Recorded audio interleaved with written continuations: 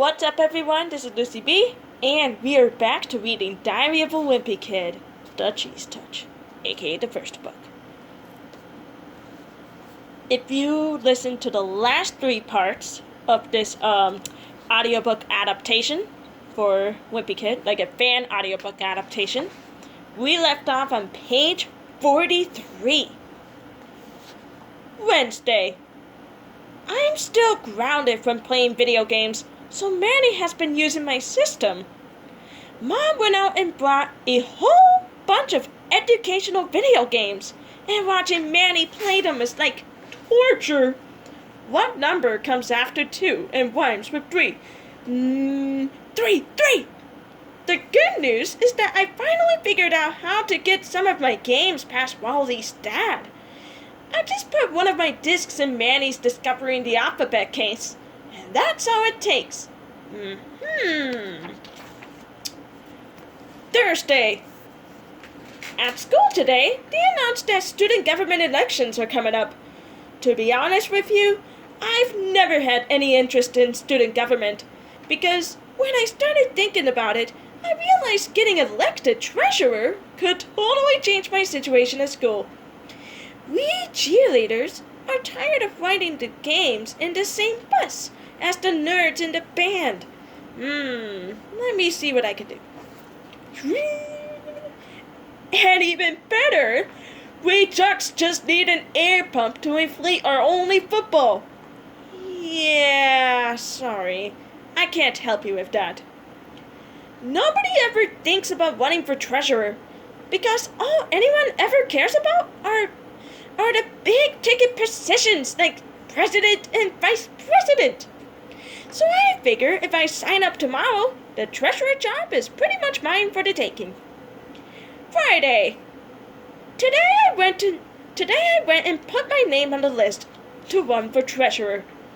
Unfortunately, this kid named Marty Porter is running for treasurer too.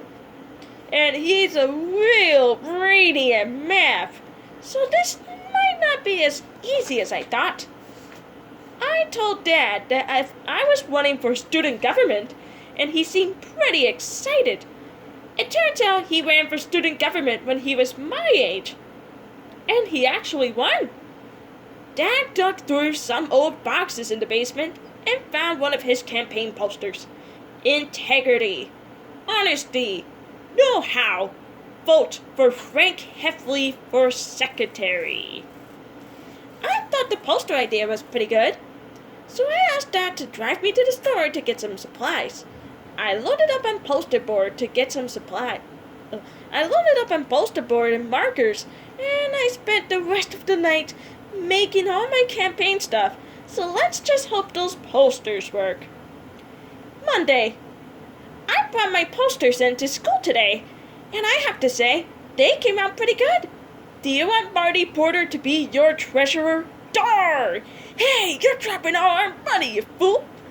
Remember in 2nd grade how Marty Porter had lice? Itch. Do you really want him touching your money?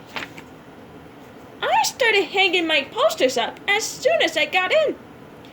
But they were only up for about 3 minutes before Vice President Roy spotted them.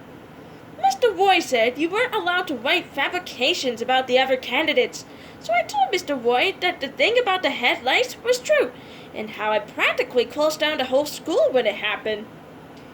But he took down all my posters anyway, so today Molly Porter was going around handing out lollipops to buy himself votes, while my posters were sitting at the bottom of Mr. Roy's trash can. I guess that means my political career is officially over. October. Monday. Well, it's finally October, and there are only 30 days left until Halloween. Halloween is my favorite holiday. Even though Mom says I'm getting too old to go trick-or-treating anymore. Halloween is Dad's favorite holiday too, but for a different reason. On Halloween night, while all the other parents are handing out candy, Dad is hiding in the bushes with a big trash can full of water. And if any teenagers pass by our driveway, he drenches them. Yeah! not sure Dad really understands the concept of Halloween, but I'm not gonna be the one who spoils his fun. Trick or treat, heh heh. Tonight was the opening night of the Crossland High School haunted house, so I got Mom to agree to take me and Wally. Wally showed up at my house wearing his Halloween costume from last year. When I caught him earlier, I told him to just wear regular clothes. But of course, he didn't listen. Oh, hi, Gray. I try not to let it bother me too much, though. I'd never been allowed to go to the Crossland haunted house before, and I wasn't going to let Wally ruin it for me. Roderick has told me all about it, and I've been looking forward to this for about 3 years. Anyway, when we got to the entrance, I started having second thoughts about going in. Good evening! But Mom seemed like she was in a hurry to get this over with, and she moved us along. Once we were through the gate, it was one scare after another. There were vampires jumping out at you, and people without heads, and all sorts of crazy stuff. But the worst part was this area called Chainsaw Alley. There was this big guy in a hockey mask, and he had a real chainsaw. Roderick told me that the chainsaw has a rubber blade, but I wasn't taking any chances. Right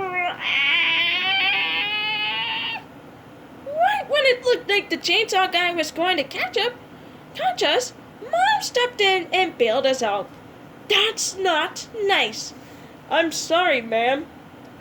Mom made the chainsaw guy show us where the exit was, and that was the end of our haunted house experience right there.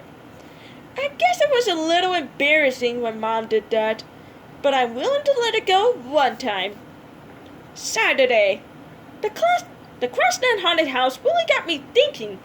Those guys were charging $5 a pop, and the line stretched halfway around the school. I decided to make a haunted house of my own. Actually, I had to bring Wally in on the deal, because Mom wouldn't let me convert our first floor into a full-out haunted mansion. I knew Wally's dad wouldn't be crazy about the idea either, so we decided to build a haunted house in his basement, and just not to mention it to our parents. Me and Wally spent most of the day coming up with an awesome plan for our haunted house. Here was our final plan. Hall of Scream, Lake of Blood, Bottomless Pit, Night Rat Tunnel, Range of 1,000 Schools, Night Valley, Hand Hall, Death Slide, Acid Lake, Exit. I don't mean to brag or anything, but what we came up with was way better than the Crossland High School haunted house. We realized we were going to need to get the word out so that we were doing this thing. So we got some paper and made up a bunch of flyers. I'll admit, maybe we stretched out the truth a little in our advertisement, but we had to make sure people actually showed up. Haunted house with live sharks. Ouch!